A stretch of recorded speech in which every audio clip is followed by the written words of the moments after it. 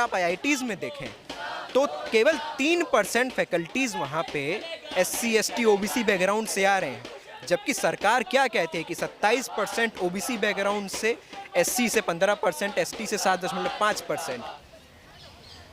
हम देखते हैं कि आज आईआईटीज़ में 98% जो प्रोफेसर है वो अपर कास्ट है। हमारी यूनिवर्सिटीज में 95% प्रोफेसर अपर कास्ट है, और यही नहीं 93% एसोसिएट प्रोफेसर अपर कास्ट है। कि तुम तो दलित बैकग्राउंड से आते हो, तुम तो रिजर्वेशन वाले हो, तुम कोटा वाले हो, ये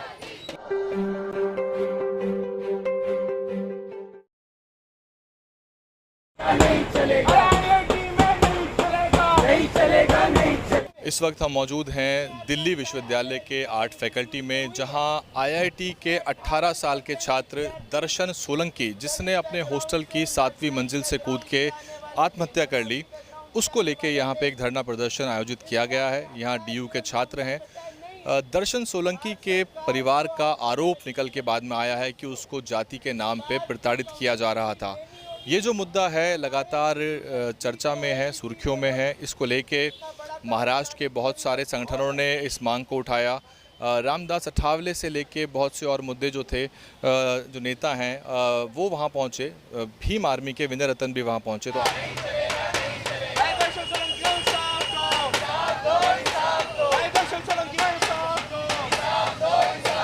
सुसाइड किया, वो एक मामूली सुसाइड नहीं है। ये इंस्टीट्यूशन की जो वीकनेस थी उसके चलते ये एक इंस्टीट्यूशनल मर्डर है।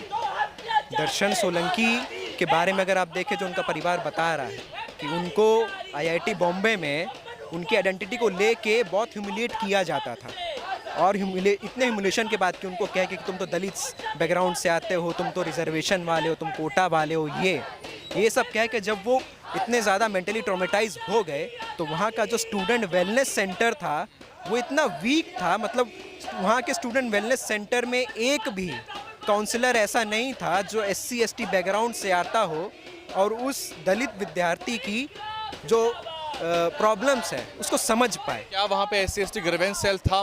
वहाँ पे SC ST सेल है जो 2017 में बना, रोहित वेमुला के मर्डर के बाद बना। आईआईटी बॉम्बे का SC ST सेल 2017 में बनता है, और उसकी पावर्स को लेजिटिमाइज करने के लिए एक वहाँ पे मैंडेट ड्राफ्ट हुआ। वो मैंडेट अभी तक केवल ड्राफ्ट ही हुआ पड़ा है। वो मैंडेट अभी तक वहाँ पे इम्प्लीमेंट नहीं किया गया है, जो बताएगा कि उस SC ST सेल का क्या पावर होगा, क्या उसकी ताकतें होंगी, क्या क्या उसका काम होगा। वहाँ का इंस्टीट्यूशन इतना वीक है कि किसी भी मार्जिनलाइज बैकग्राउंड से आने वाले विद्यार्थी के लिए वो फ्रेंडली है ही नहीं। अगर आप आईआईटीज़ में देखें तो केवल 3% फैकल्टीज़ वहाँ पे SC ST OBC बैकग्राउंड से आ रहे हैं, जबकि सरकार क्या कहती है कि 27% OBC बैकग्राउंड से, SC से 15%, ST से 7.5%। इतना इंश्योर वहाँ पे क्यों नहीं हुआ है? आपने HCU में देखा हो, चाहे DU में LSR में पिछले साल ऐश्वर्या नाम की लड़की ने सुसाइड किया, तो ये मामूली सुसाइड नहीं है। पिछले 8 सालों में जितने सुसाइड्स हायर एजुकेशन में हुए हैं उसमें से 58% मार्जिनलाइज्ड बैकग्राउंड से आने वाले विद्यार्थियों का हो रहा है। तो इस चीज़ को सरकार को एड्रेस करना पड़ेगा कि हम रिप्रेजेंटेशन तो दे रहे हैं इंस्टीट्यूट्स में, लेकिन सोशल जस्टिस अभी तक नहीं मिल पा रहा है। तो दर्शन सोलंकी का जो केस हुआ है उसमें पुलिस ने अभी तक एक्सीडेंटल डेथ का एक केस उसमें लिया है। तो हम चाहते हैं कि एक्सीडेंटल डेथ की तरह इसको ना माना जाए, इसको पूरी प्रॉपर तरीके से एक जुडिशियल इंक्वायरी हो, जिसमें इंस्टीट्यूशंस पे कार्रवाई हो कि वहाँ के इंस्टीट्यूशंस में रिप्रेजेंटेशन क्यों नहीं है SC ST के लोगों का। आईआईटी बॉम्बे जो है इतना वीक क्यों रहा है कि वहाँ पे इतने ज़्यादा जो सुसाइड्स हो रहे हैं वो मार्जिनलाइज्ड बैकग्राउंड से आने वाले ही स्टूडेंट्स के हो रहे हैं। हमारी ये मांग है कि जुडिशियल इंक्वायरी हो, जो सरकार है वो इस बात को इंश्योर करे कि आईआईटीज़ में जो फैकल्टी का जो अपॉइंटमेंट हो रहा है उसमें जो रिप्रेजेंटेशन मिलना चाहिए वो भी इम्प्लीमेंट हो, वहाँ के इंस्टीट्यूशन को स्ट्रेंथन किया जाए, ताकि जो पिछड़े बैकग्राउंड से आ रहे हैं उनके लिए हायर एजुकेशन का इंस्टीट्यूट फ्रेंडली बने और वहाँ पे सोशल जस्टिस की जो बात है वो कल्टीवेट हो सके। हम देखते हैं रोहित वेमुला से लेकर दर्शन सोलंकी तक कितने इंस्टीट्यूशनल मर्डर होते हैं। M. वेंकटेश जो यूनिवर्सिटी ऑफ हैदराबाद के PhD स्कॉलर थे, सिंथिल कुमार जो जेएम यूनिवर्सिटी के पीएचडी स्कॉलर थे,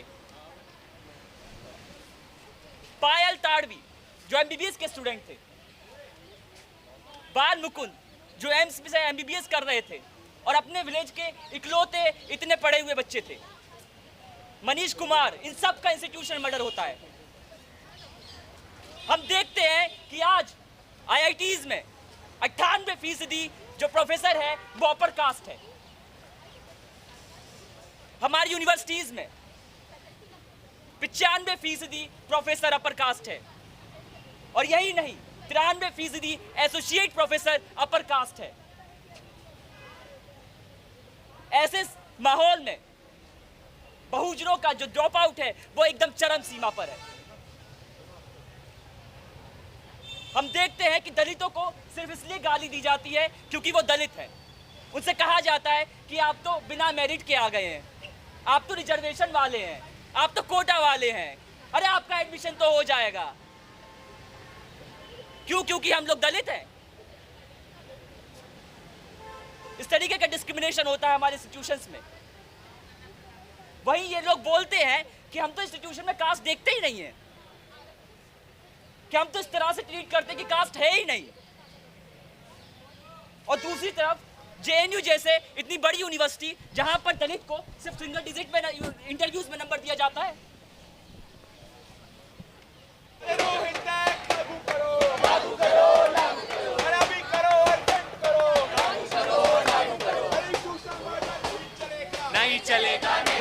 इसको लार्जर कंटेक्स्ट में ही देखने की ज़रूरत है कि ये पहला इंसिडेंट नहीं है जहाँ के एक मार्जिनलाइज्ड कम्युनिटी स्टूडेंट आ रहा है और वो he is force to commit suicide.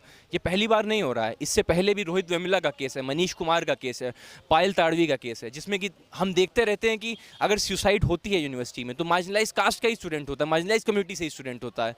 तो लार्जर डिमांड यही है कि रोहित एक्ट जो हम की मांग कर रहे हैं, जिसमें कि मार्जिनलाइज्ड कम्युनिटी के स्टूडेंट्स के लिए सेफगार्ड प्रोविजंस हों, उनके लिए मेंटल हेल्थ काउंसलिंग हो, उनको अगर एकेडमिक हेल्प चाहिए तो एकेडमिक हेल्प मिले, और अगर कोई डिस्क्रिमिनेशन फेस कर रहे हैं तो उनको डिस्क्रिमिनेशन के अगेंस्ट भी रिड्रेसल की अथॉरिटीज़ मिले। ये सब मांगे, क्योंकि ये आइसोलेटेड इंसिडेंट नहीं है, इनको हमको लार्जर कंटेक्स्ट में जरूर देखने की जरूरत है। कास्ट ब्लाइंड इंस्टीट्यूशंस मानते हैं और इसको एक तरीके से देखते हैं कि ये एक आइसोलेटेड एक्ट है, जिसमें कि एक स्टूडेंट है जो कि एकेडमिक प्रेशर्स नहीं झेल पाए उनके हिसाब से और he is force to commit suicide, जबकि ऐसा नहीं है। रोहित एक्ट का एक लागू होना जिसमें कि सेफगार्ड प्रोविजंस हों, जिसमें मेंटल हेल्थ काउंसलिंग हो और अदर सेफगार्ड मैकेनिज्म, जिसमें कि वो एक बॉडी को अप्रोच कर सके अगर उसको ऐसा कास्टी डिस्क्रिमिनेशन फेस करने को मिले।